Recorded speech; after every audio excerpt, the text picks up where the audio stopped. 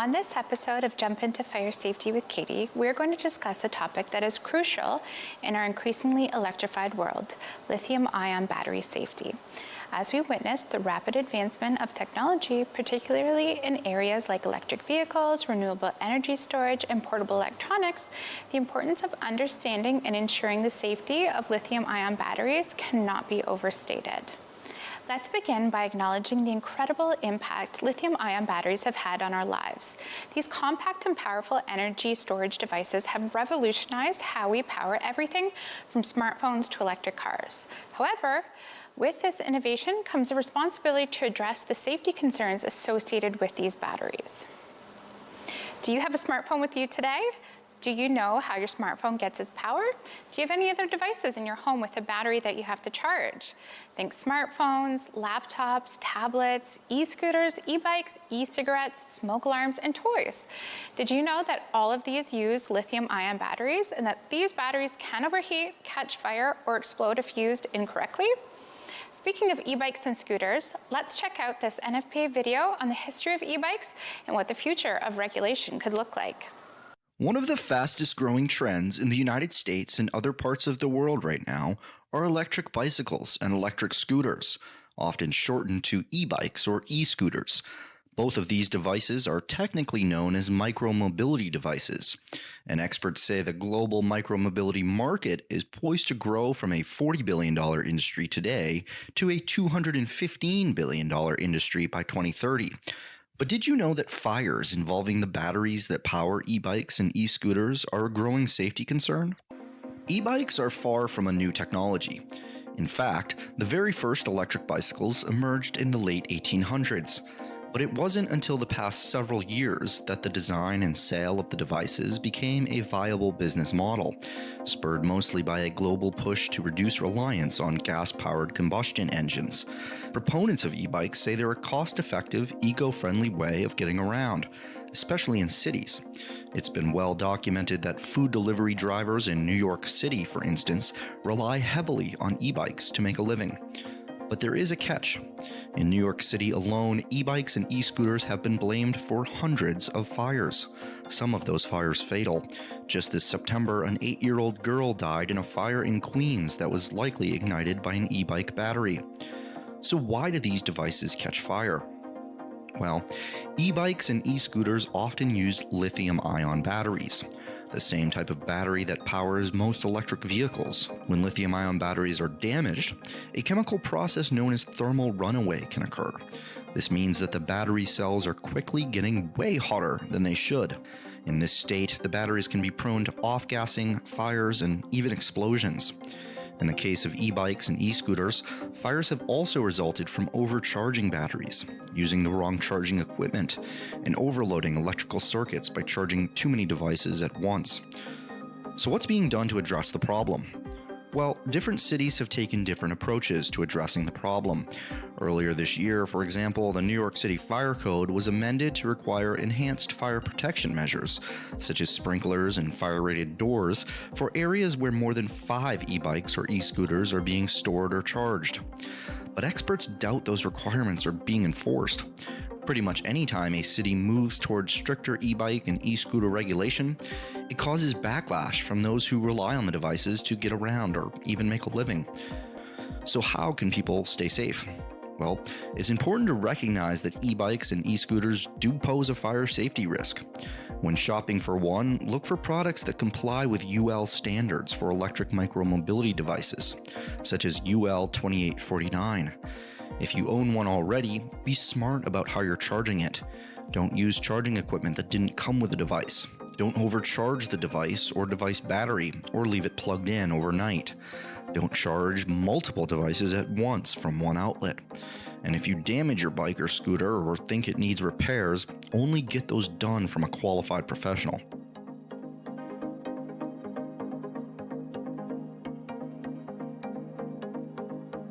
Before we jump into lithium-ion battery prevention, it's essential to understand the chemistry behind lithium-ion batteries. Within a lithium-ion battery cell, there are 4 elements that play important roles. Number 1 being the cathode. The cathode is where lithium is placed in a lithium-ion battery on one end, or the positive electrode. The anode, the other end of the battery in which the lithium can be stored and released, or the negative electrode. And then there's the electrolyte, which is a liquid that sits between the cathode and the anode, carrying the lithium ions between both ends of the battery. And then we have the separator. The separator is a microporous layer that physically separates the cathode and anode while allowing for the ions to pass through to both ends of the cell.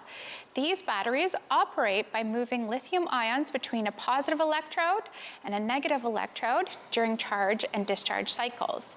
While this process enables high energy density and long cycle life, it also presents inherent safety risks.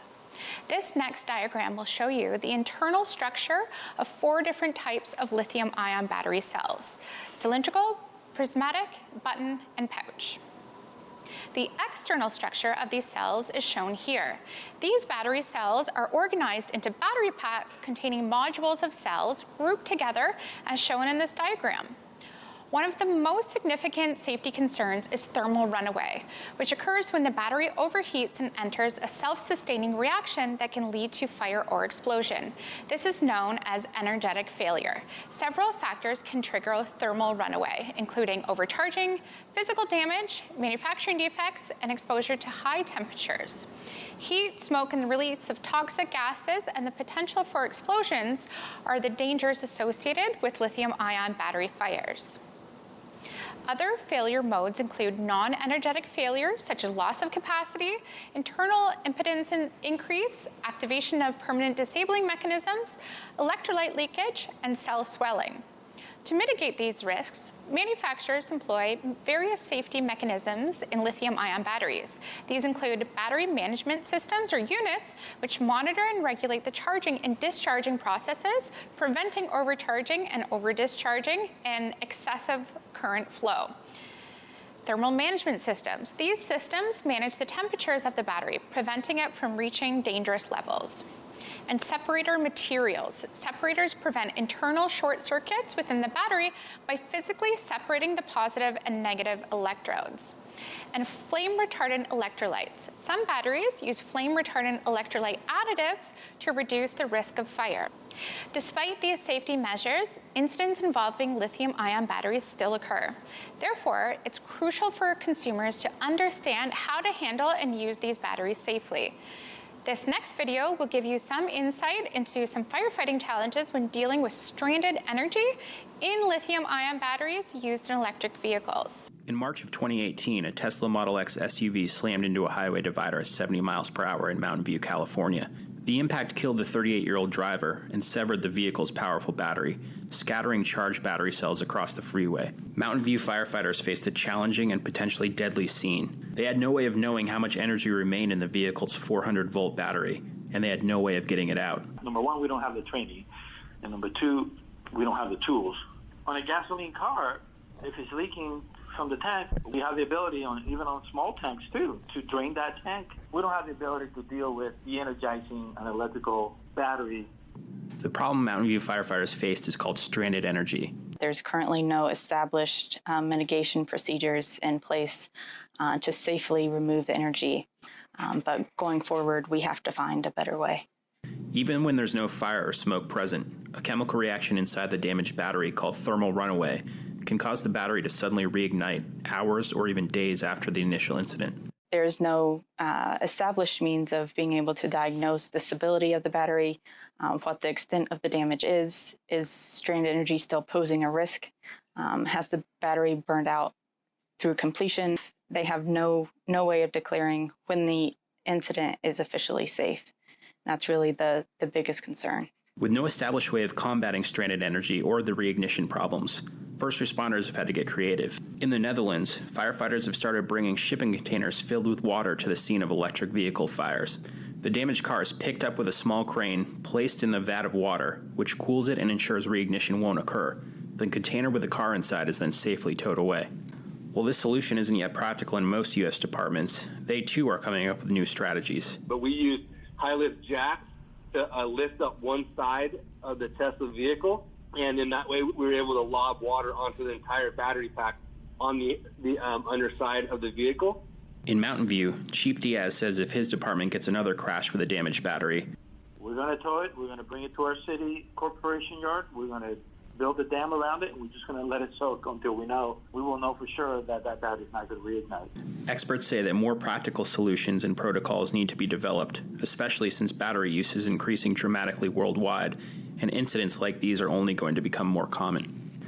The International Energy Agency projects there could be as many as 130 million electric vehicles on the road in 10 years. That's up from just 3.1 million EVs in 2017. And electric vehicles are just the tip of the iceberg. Huge battery arrays called energy storage systems are being used more and more in homes, businesses, and by utility companies. Lithium-ion and other battery chemistries are also now being used in battery-powered lawnmower, scooters, and even bigger vehicles like the just-announced electric Hummer. I mean, the extent of this industry and the growth in this direction is exponential. As this industry grows, so will the stranded energy problem if we don't get a handle on this early. A lot of research is underway now, including attempts to create tools that can de-energize damaged batteries. There's also work being done to better define the problem, identify knowledge gaps, and take inventory of different strategies that currently exist. There's one recent report by the Fire Protection Research Foundation that you can read online now. There's already a lot of knowledge and training resources available from NFPA and others. This includes online trainings, classroom trainings, videos, and various articles. 30% of our vehicles are going to be EV vehicles. It's just imperative that these departments go out and get the knowledge, get the training, and bring it back to their department and get their members trained up. For much more about the issue of stranded energy, including the science, the challenges, and the research now being done, check out the January-February 2020 issue of NFPA Journal's cover story. Lithium-ion batteries can also be found in our auto extrication equipment, such as this HERS Jaws of Life RAM, as well as our cutting and spreading tools. In order to prevent battery failure, here are some best practices. Use approved chargers. Always use chargers recommended by the device manufacturer, as incompatible chargers can damage the battery and pose safety risks. And avoid extreme temperatures. Exposure to high temperatures can accelerate battery degradation and increase the risk of thermal runaway. Similarly, charging or using devices in extremely cold temperatures can reduce battery performance. Inspect for damage. Regularly inspect batteries and devices for signs of physical damage, such as swelling, punctures, or leaks. Damaged batteries should be replaced immediately. And store properly. When not in use, store lithium-ion batteries in a cool, dry place, away from direct sunlight and flammable materials. Avoid storing batteries at full charge or complete discharge for extended periods. And dispose properly. Lithium-ion batteries and devices that contain them should not go in household garbage or recycling bins. They can cause fires during transport or at the landfills and recyclers. Instead, lithium-ion batteries should be taken to separate recycling or household hazardous waste collection points.